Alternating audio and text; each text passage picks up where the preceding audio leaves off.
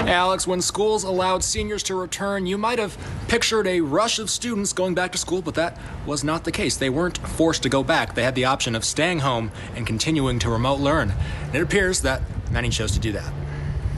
Just excitement and just really thrilled to see everyone face to face. Definitely a happy atmosphere with the kids that wanted to come back. School is back in session, at least on campus, that is. And Kern High School District seniors are wrapping their first week back in person after more than a year of distance learning. So we've been talking to all of our students, trying to see how many would be willing to come back.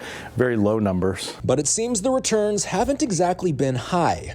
Students had the option to come to class or stay remote, and it appears that many chose the latter. There's a lot of people coming back, but also a lot of people staying. KHSD says only just over a quarter of their senior students opted to return to campus this week.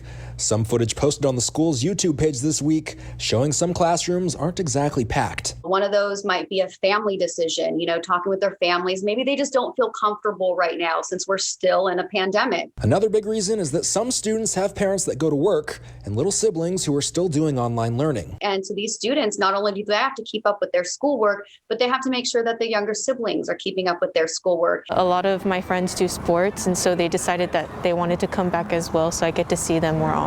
It seems that at least for now, high school is going to be a mixed bag of students working remotely and on campus. Some teachers say the hybrid model can be a little challenging, but any step that they can take toward normalcy is a welcome sight to see. If our attitude is whatever it takes to get our kids back in class and return to some kind of normal, we're willing to do it.